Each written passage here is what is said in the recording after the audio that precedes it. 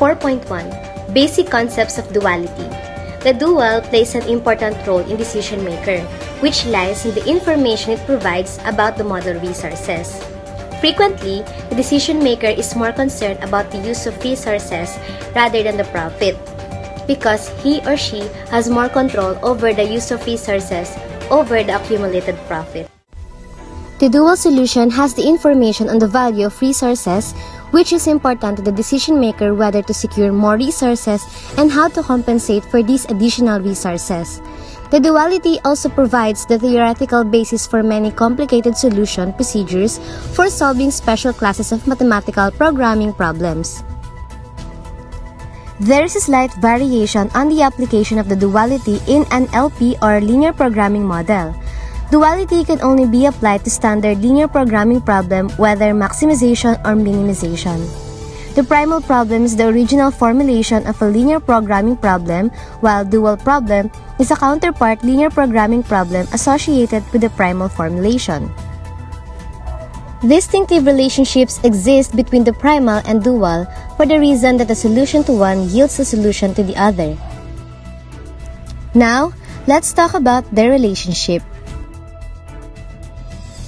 Relationships between primal and dual models. The dual variables correspond to the model constraints in the primal. For every constraint in the primal, there will be a variable in the dual. The quantity values on the right-hand side of the primal inequality constraints are the objective functions coefficients in the dual. The model constraints coefficients in the primal are the decision variable coefficients in the dual. The objective function coefficients in the primal represent the model constraints requirements in the dual. The maximization primal model has less than or equal to constraints, while the minimization dual model has greater than or equal to constraints. Creating the dual problem. First, convert the primal LP model in a coefficient matrix. Next, apply the matrix transposition of the matrix. Last, construct a set of inequalities using the coefficients of the matrix transposition, and these form the dual problem. Solving linear programming problems. First, write the dual problem. Next, use the simplex method to determine the dual solution. And last, read the answers to the primal problem from the last row of the final tableau. For us to understand it better, let me provide an example. Let this be our example. Remember that the dual side should be the opposite of your primal side. So if you have x as your variable in primal side, your variable in the dual side should be y. In the given example, our primal problem is maximization and z would become the profit. Since the dual is the opposite, our dual problem is minimization and we'll use w as the cost. The c here, or the coefficient of your objective function, becomes the right-hand side of your dual problem. The right-hand side of your primal problem becomes the coefficient of your dual problem. There is an interchange in the coefficients. If it is horizontal in primal problem, they'll become vertical in dual problem, or vice versa. I'll provide another example. In this given example, our primal problem is maximum profit of 3x sub 1 plus 5x sub 2. Notice that in dual, we made the coefficient of primal as the right-hand side of dual, and the right-hand side of our primal became the coefficient of our dual. Also notice that we changed all the vertical values in primal into horizontal in the dual problem. X sub 1 became y sub 1, and since there is no x sub 2 in horizontal values of primal, we will leave it blank, then proceed to 3x sub 1 and make it 3y sub 3. Since there is no x sub 2, we will leave it blank and proceed to 2x sub 2 and change it to 2y sub 2, then 2x sub 2 and make it 2y sub 3. And of course, your variable is x sub 1, x sub 2 is greater than or equal to 0 for non-negativity constraints of the primal, and y sub 1, y sub 2, y sub 3 is greater than or equal to 0 for non-negativity constraints of the dual. 4.2, Establishing Dual Solution of an LP Model. In this section, we will learn how to formulate dual solution from the original LP problem. We will also discover the solution for primal LP optimal solution to the dual problem and vice versa. Thus, solving LP solves either primal or dual, whichever is computationally easier. But generally, less constraints are easier to solve. Let us explore the dual problem for an LP problem that has all inequality constraints. Note that we will utilize xn for the variables of the primal problem while yn for the variables of the dual problem. And remember, the dual problem or solution is the opposite of the primal problem or solution. A local boutique produced two designs of gowns A and B and has materials available: 18 square meters of cotton, 20 square meters of silk, and 5 square meters of wool. Design A requires the following: 3 square meters of cotton, 2 square meters of silk, and 1 square meter of wool. Design B requires the following: 2 square meters of cotton and 4 square meters of silk. If Design A sells it for 1,200 pesos and Design B for 1,600 pesos, how many of each garment should the boutique produce to obtain the maximum amount of money? Now, let's proceed to the solution. Step 1. Represent the unknown in the problem. Let x sub 1 be the number of Design A gowns and x sub 2 be the number of Design B gowns. Step 2. Tabulate the data about the facts if necessary.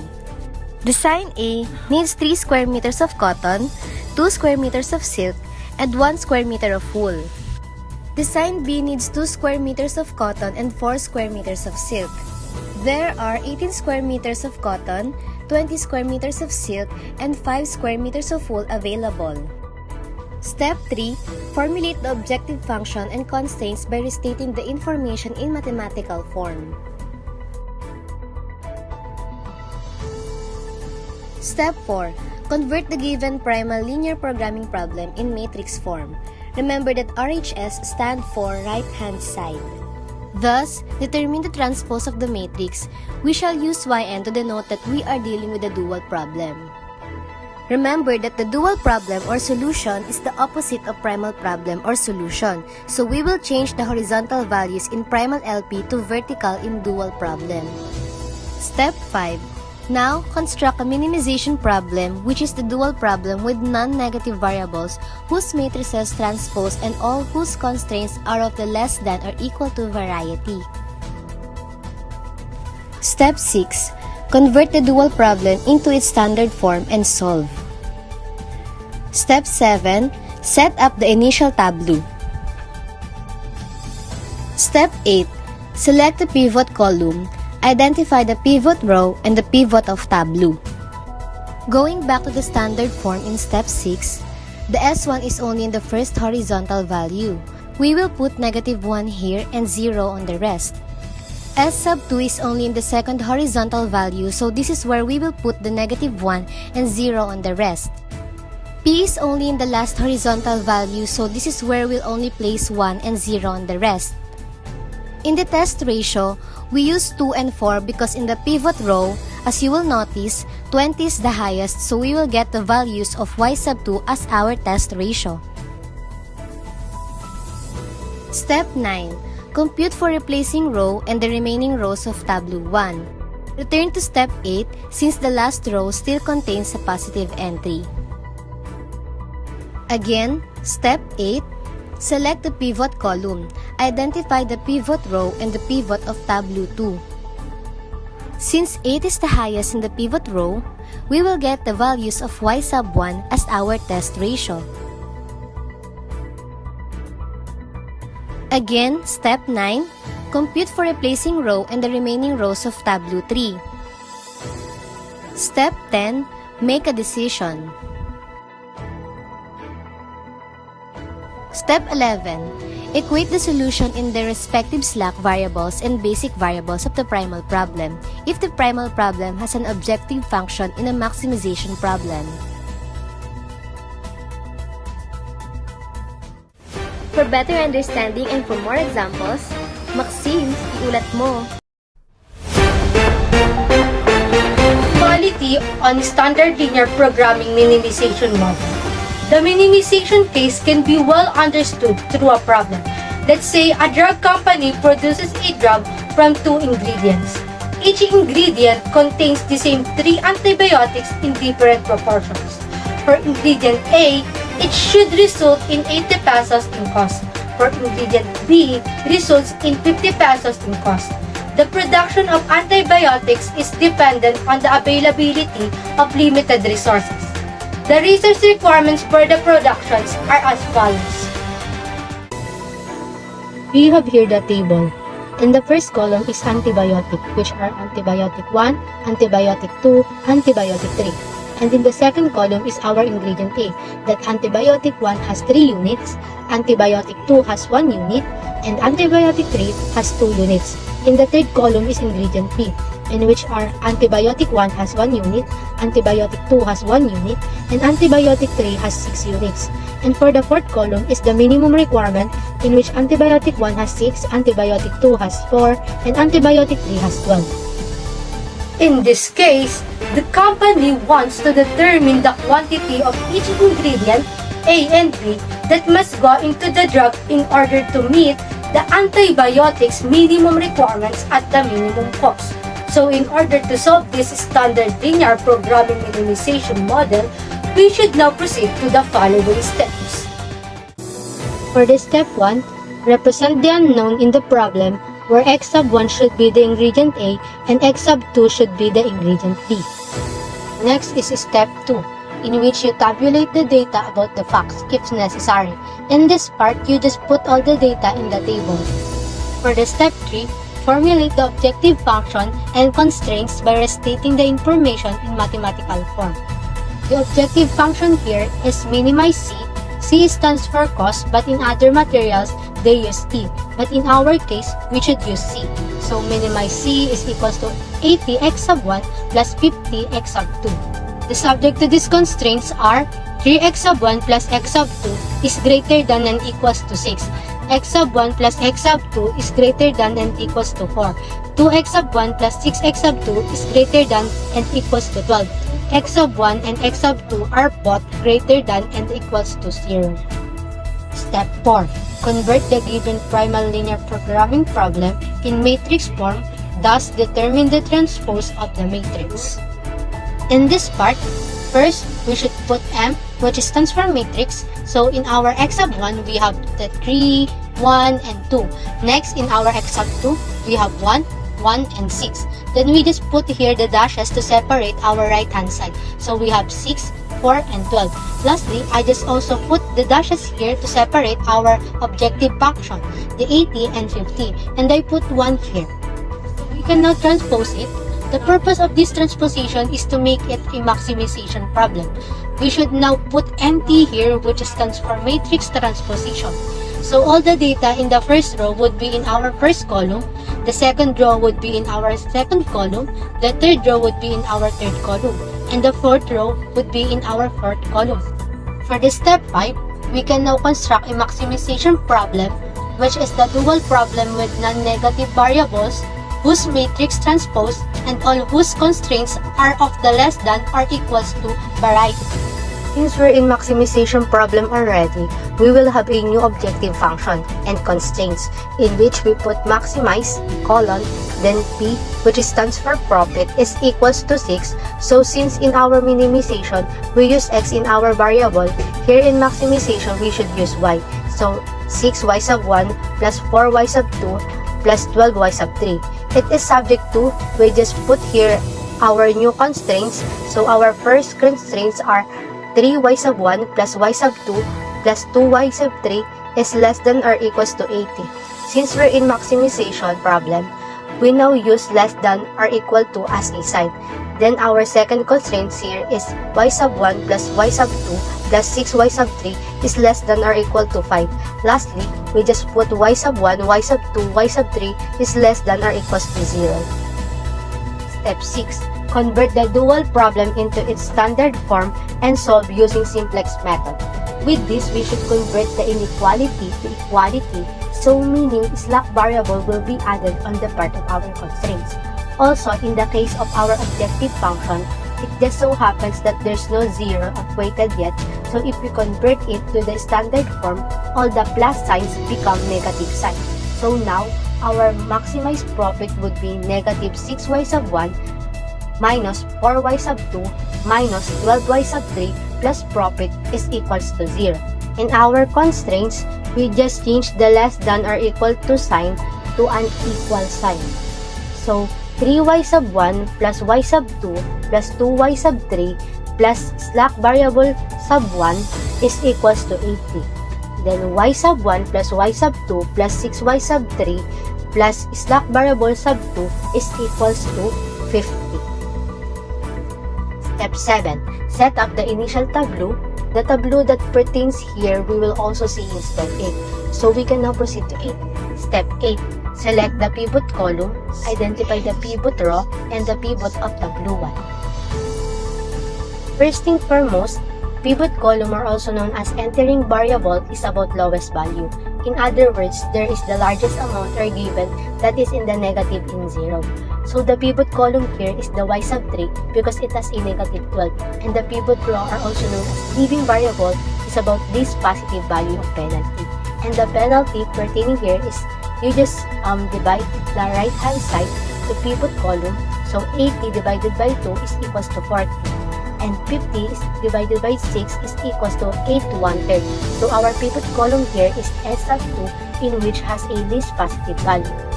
So in our case, our y sub 3 should be replacing the S sub 2. So for further understand this, we should now proceed to the step 9. Compute for replacing row and the remaining rows of tableau 1. Return to step 8 since the last row still contains a negative entry. So in this case, all the given under S sub 2 would be divided into 6 since the pivot column and pivot row intersect there. So in our y sub 3, it should be 1 6, 1 6, 1 0, 1 6, 0, and 8 1/3. So for the remaining cells, it should be computed by old value minus pivot column multiplied by new value of entering variable. So in the row of S sub 1 would be 2 2/3, 2/3, 0, 1, negative 1/3, 0, 63, and 1/3. And for the row of P, our profit is negative 4, negative 2, 0, 0, 2, 1, and 100. So with this, we can now get the new test ratio, in which 63 1/3 divided by 2 is equals to 23 3/4. And 8 1/3 divided by 1/2 is equals to 50. So in line with this, compute for the replacing row and the remaining rows of tableau 3 since the last row does not contain positive entries. Thus, the tableau is already optimal. So this is now our new table. Y sub 1 have 1, 0, negative 2, 1/2, 1/2, 0, 15. Y sub 2 got 0, 1, 8, negative 1/2, 1 1/2, 0, and 35. P or profit got 0, 0, 8, 1, 3, 1, and 2/3. For our step 10, make a decision. Decision for dual solution, in which y sub 1, 15, marginal value of the first constraint, S sub 1 is 0. Y sub 2 is equals to 35, marginal value of the second constraint, S sub 2 is equals to 0. Y sub 3 is equals to 0, marginal value of the third constraint, P or profit is equals to 230. Step 11. Equate the solution in the respective slack variables and basic variables of the optimal problem. So this is now our final tableau, in which got primal solution, x sub 1 is equals to 1 units of ingredient 1, s sub 1 is equals to 0, x sub 2 is equals to 3 units of ingredient 2, s sub 2 is equals to 0. P is equals to C is equals to 230 cos, s sub 3, 8. The next subtopic would be the duality on non-standard linear programming model. We will now be dealing with the conversion of non-standard linear programming models in dual problems. This is an example. Formulate the dual problem of the model. Maximize P is equals to 10x sub 1 plus 5x sub 2 subject to 2x sub 1 plus x sub 2 is greater than or equals to 10. X sub 2 is equals to 4. X sub 1 plus 4x sub 2 is less than or equals to 20. X sub 1 and x sub 2 are both greater than or equals to 0. For you to be able to solve this example, these are the following steps. Step 1. Convert the greater than and equal to constraint to less than or equal to if the objective function is maximization. Multiply 2x sub 1 plus x sub 2 is greater than or equals to 10 by negative 1 in order to reverse the inequality sign. So it becomes negative 2x sub 1 minus x sub 2 is less than or equals to negative 10. Step 2. If the constraint is an equation, it is presented by two equivalent constraints. Let's take the case of x sub 1 is equals to 4. It will be presented by two inequalities such as x sub 2 is less than or equal to 4 and x sub 2 is greater than or equals to 4. However, this does not quite complete the conversation. Since it is greater than or equals to constraints still exists, this constraint can be converted by multiplying the constraint by negative 1. So negative 1 multiplied by x sub 2 is greater than or equal to 4. It becomes negative x sub 2 is less than or equal to negative 4. The primal form of the model can be summarized as maximize P is equals to 10x sub 1 plus 5x sub 2 subject to negative 2x sub 1 minus x sub 2 is less than or equals to negative 10. X sub 2 is less than or equals to 4. Negative x sub 2 is less than or equals to negative 4. X sub 1 plus 4x sub 2 is less than or equals to 20. X sub 1 and x sub 2 is greater than or equals to 0. Step 3. Convert the standard form into matrix and determine its transposition to generate the dual of the problem. Matrix is equals to x sub 1. Under x sub 1, there are negative 2, 0, 1, and 10. Next is x sub 2. Under x sub 2, there are negative 1, 1, negative 1, 4, and 5. And next is right hand side, in which under of it is negative 10, 4, negative 4, and 20. So the transposition of it is y sub 1. Under y sub 1, there are negative 2, negative 1, negative 10. Next is y sub 2. Under of it is 0, 1, and 4. Next of it is y sub 3. Under of it 0, negative 1, negative 4. Next is y sub 4. Under of it is 1, 4, and 20.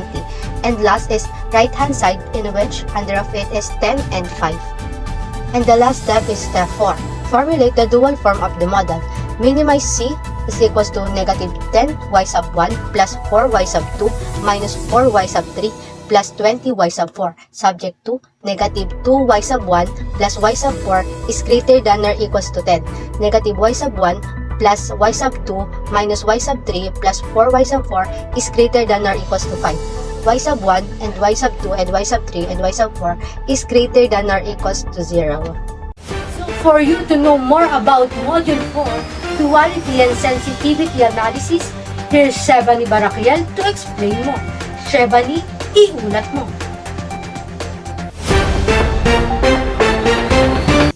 So let us now discuss the 4.3, which is the sensitivity analysis. So what is a sensitivity analysis? Sensitivity analysis or post-optimality is an analysis of linear programming solution in possible changes in the various parameters of the original problem. The range over which the objective function coefficient of a variable that is in the solution can change without causing the quantities values of the optimal solution is called range of optimality.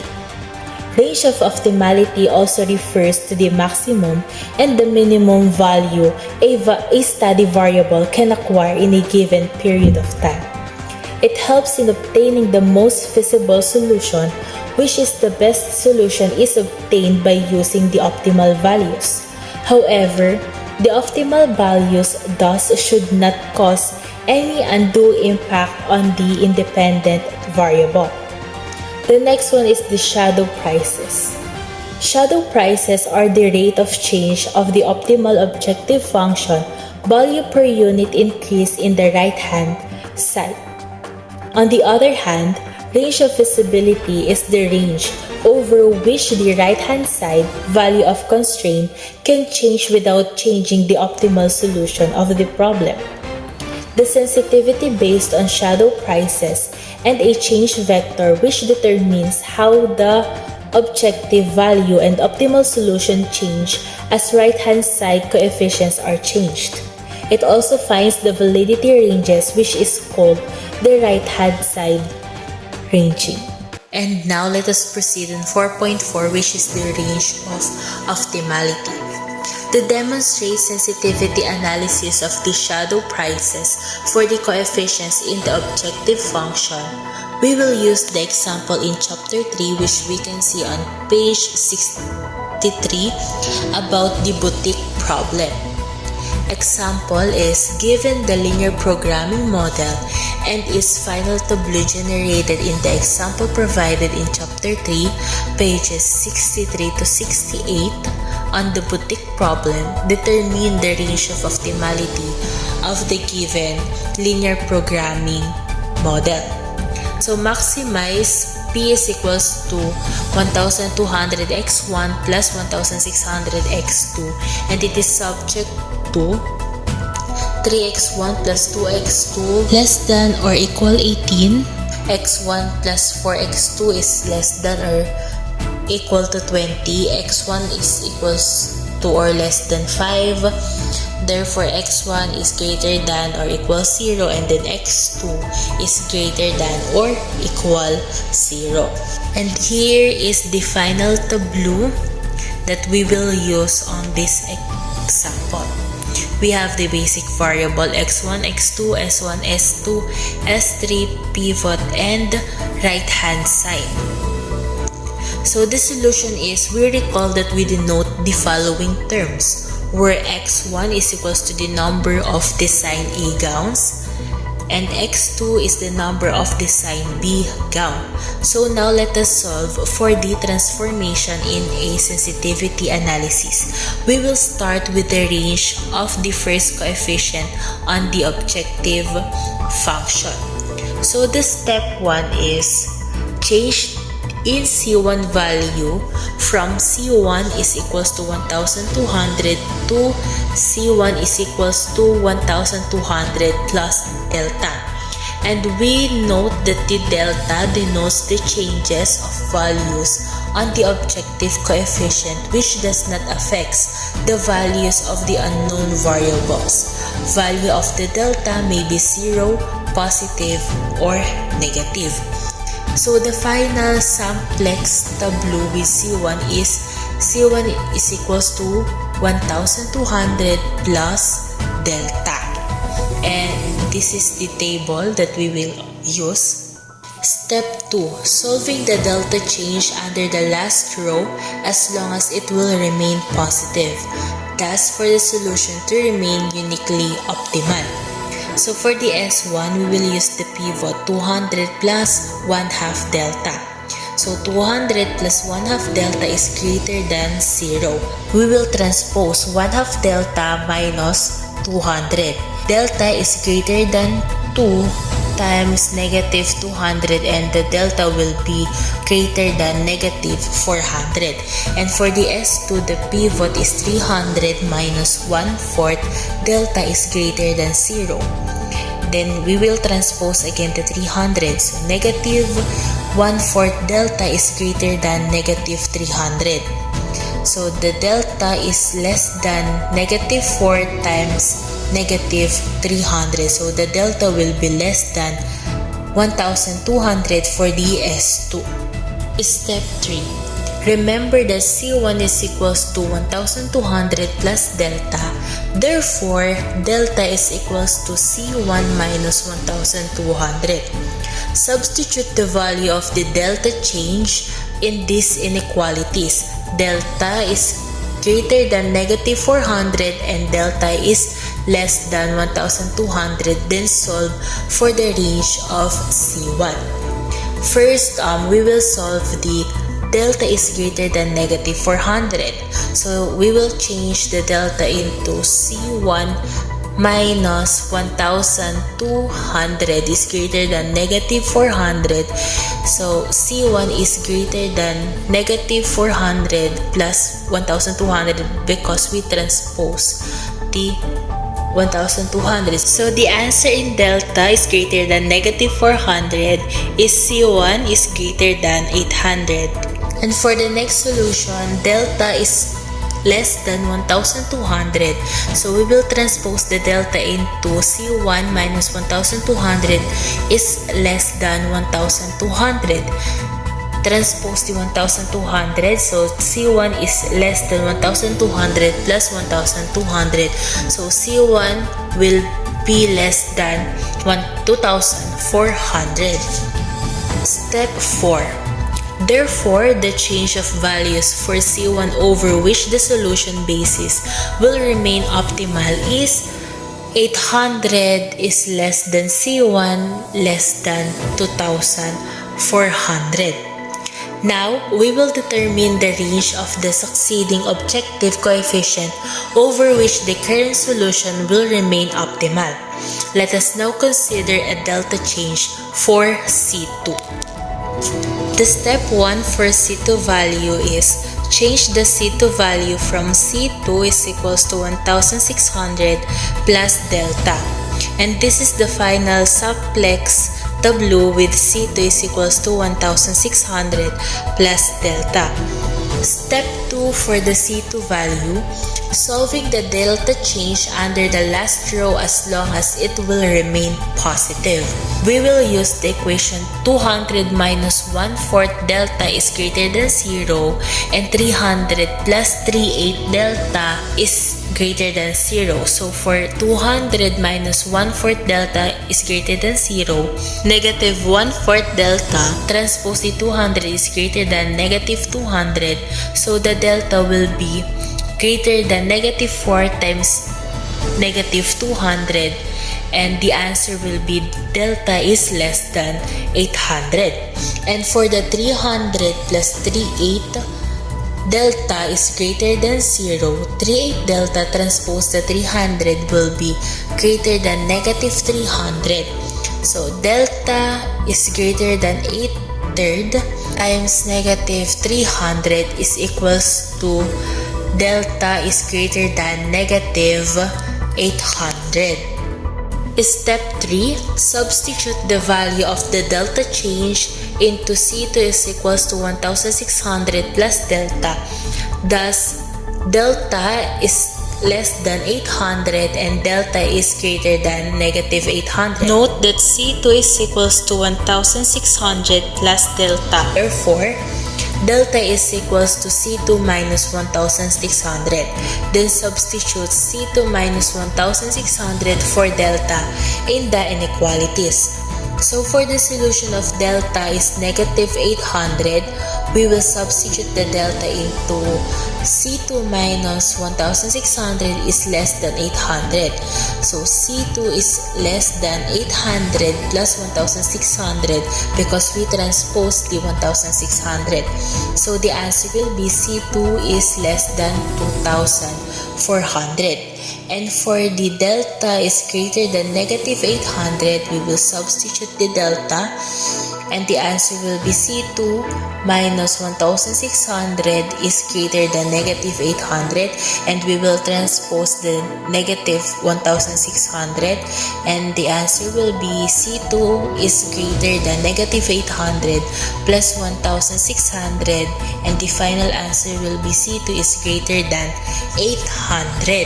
For the step 4, therefore, the change of values of C2 over which the situation basis will remain optimal as 800 is less than C2 is less than 2,400. This demonstrates that a change in one of the ranges in the coefficients of the objective function cannot change the optimal solution. The ranges for both objective function coefficients are as follows. 800 is less than C1 is less than 2,400 and 800 is less than C2 is less than 2,400. However, These ranges reflect the possible changes in either C1 or C2, not simultaneous change in both C1 and C2. The change can only be done one at a time. Let's take for example the amount of design B gown will be sold for 2,200 or with additional of 600 from its original amount of 1,600. In other words, delta is equals to C2 minus 1,600 is equals to 2,200 minus 1,600 is equals to 600 pesos. The new final simplex tableau solution is P is equals to 9,600 plus 3 delta. P is equals to 9,600 plus 3 and then substitute the delta into 600 and multiply 600 by 3 and the answer will be 1,800 plus 9,600 and the profit will be 11,400. So now we will substitute all the delta in 200 minus 1/4 delta and 300 plus 3/8 delta. So the solution in 200 minus 1/4 delta will be 200 minus 1/4 times 600 is equals to 200 minus 150 is equals to 50 pesos. And for the solution of 300 plus 3/8 delta will be 300 minus 3/8 times 600 is equals to 300 minus 225 is equals to 75 pesos. Observe that we only include those values in the final tableau with delta for our computation. Thus, we will arrive at the tableau below. Also, notice that the optimal solution does not change. x1 is equals to 4, x2 is equals to 3, and s3 is equals to 1. The delta change only affects the marginal value of the S1, S2, and the profit value. And for the final table, this is the final simplex tableau if C2 is equals to 2,200. And to explain more about our topic, let us all welcome our last reporter, Ms. Carmela Selina. Selina, iunat mo.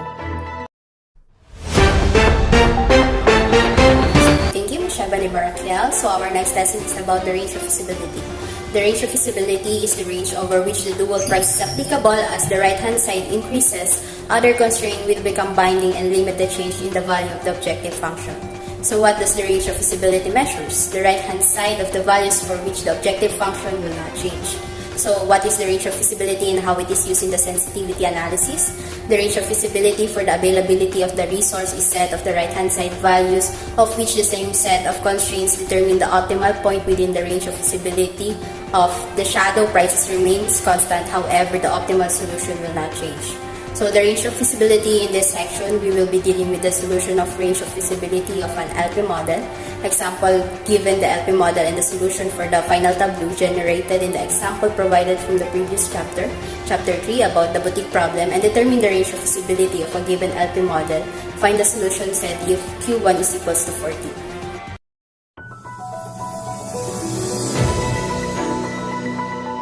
Range of feasibility. Example, given the LP model and the solution for the final tableau generated in the example provided in the chapter 3 about the boutique problem, determine the range of feasibility of the given LP model, find the solution set if Q is equals to 14. Maximize P is equals to 1,200 x sub 1 plus 1,600 x sub 2. Subject to 3x sub 1 plus 2x sub 2 less than or equal to 18, 2x sub 1 plus 4x sub 2 less than or equal to 20, x sub 1 less than or equal to 5. X sub 1 is greater than or equal to 0, x sub 2 is greater than or equal to 0.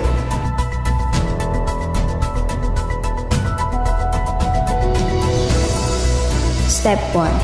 Establish the quantity change in the first constraint. Determine the delta changes in the Q1 from the optimal tableau. We need to solve for the delta changes in the first constraint.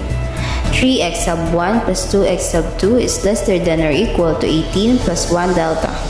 2x sub 1 plus 4x sub 2 is less than or equal to 20 plus 0 delta. x sub 1 less than or equal to 5 plus 0 delta. Notice in the initial simplex tableau in our example shows the changes in the right-hand side column are the same coefficients in the S1 column. Note, Q1 denotes the change of values on the right-hand side of the constraints. Initial simplex tableau. Basic variable S1, S2, S3P. X sub 1, 3, 2, 1, negative 1,200. X sub 2, 2, 4, 0, negative 1,600. S1, 1, 0, 0, 0.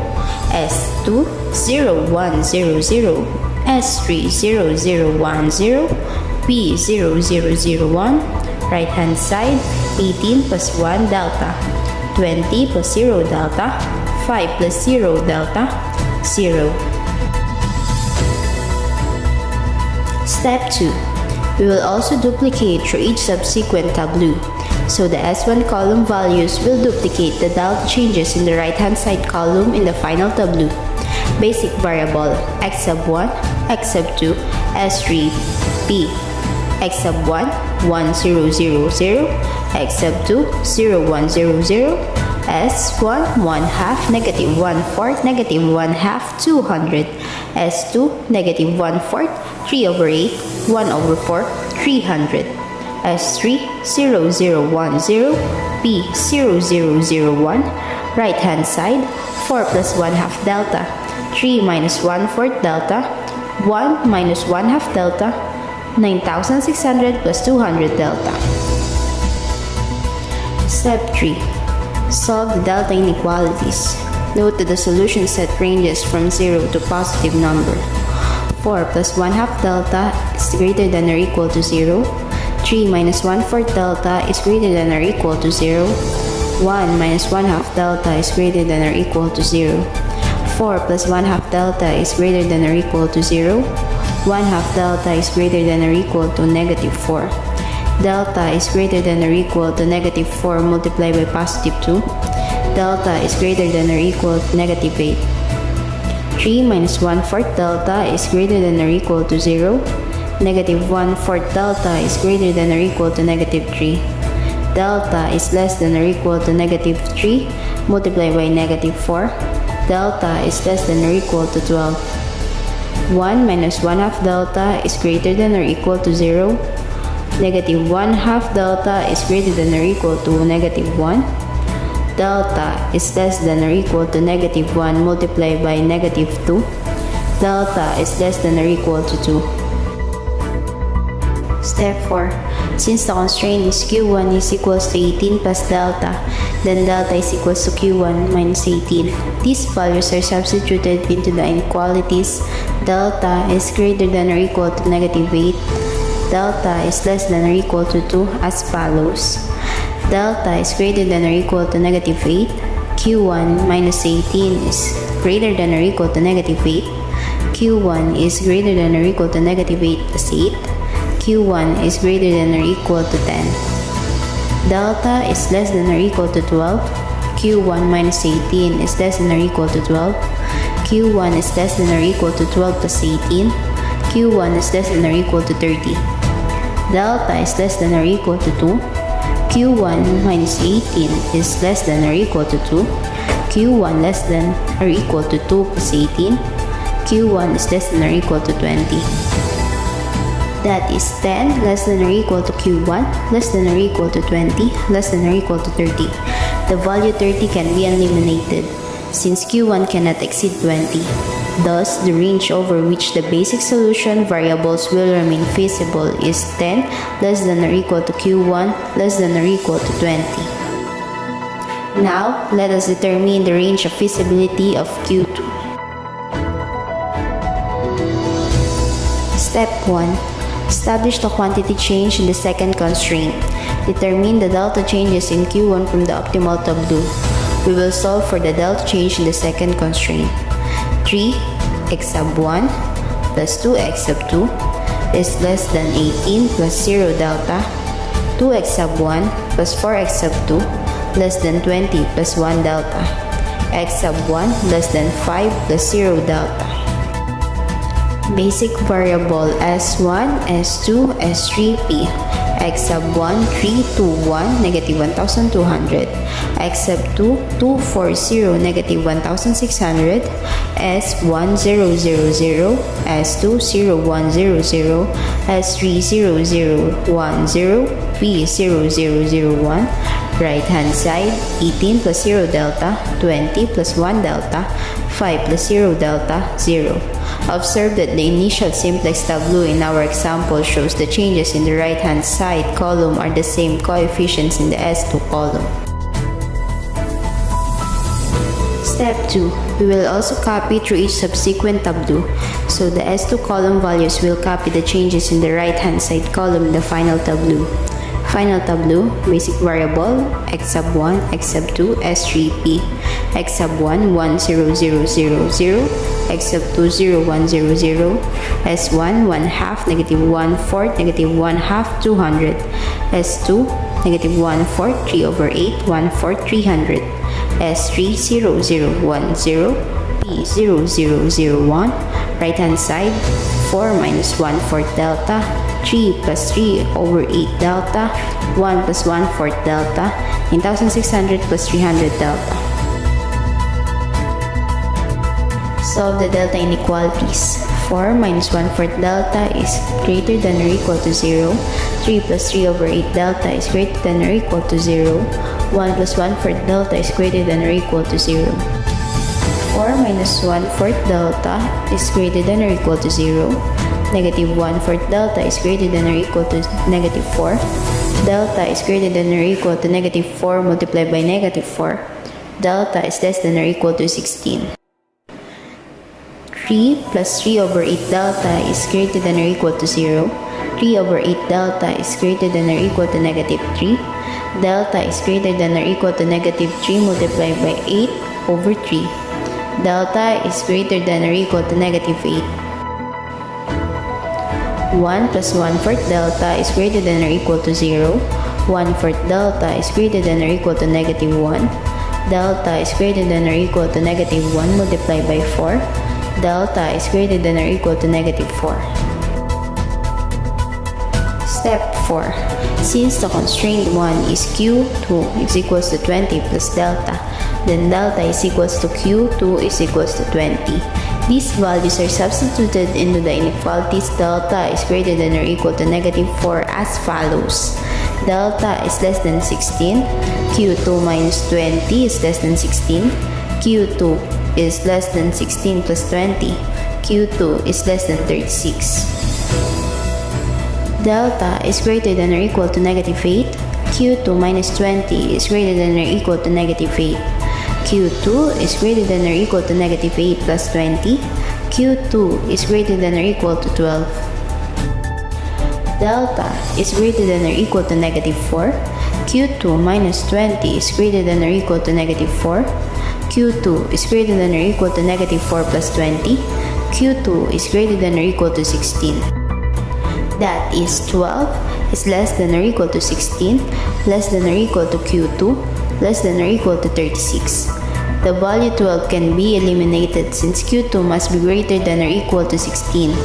Thus, the range over which the basic solution variables will remain feasible is 16, less than or equal Q2, less than or equal 36.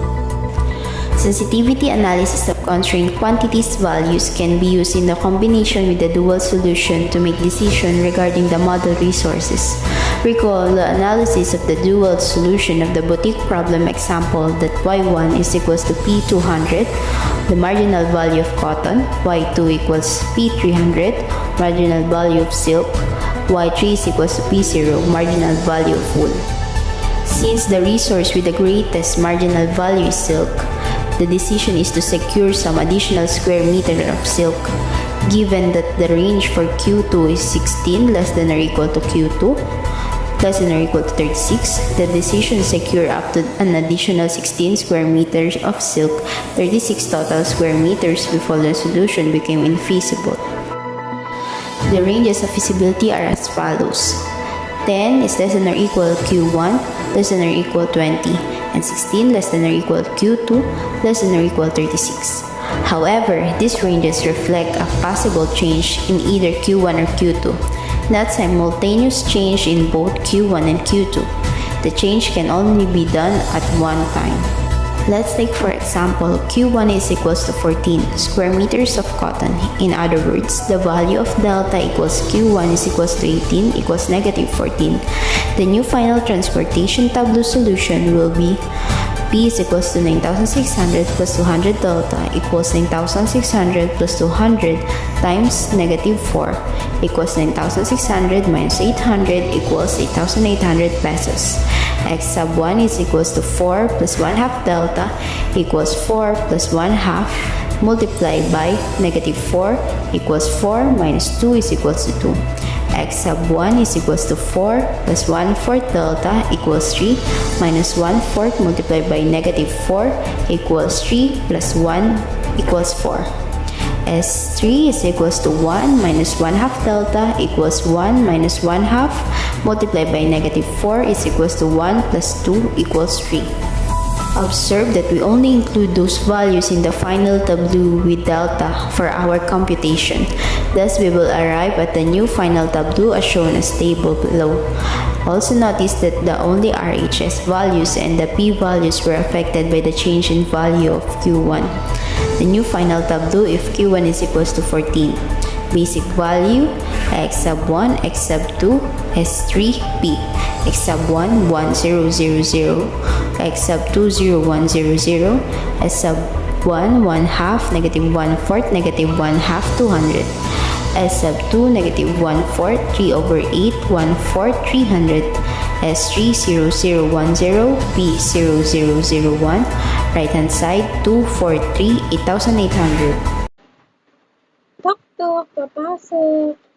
Papasok po, papasok. Tok tok tok tok. Papasok po.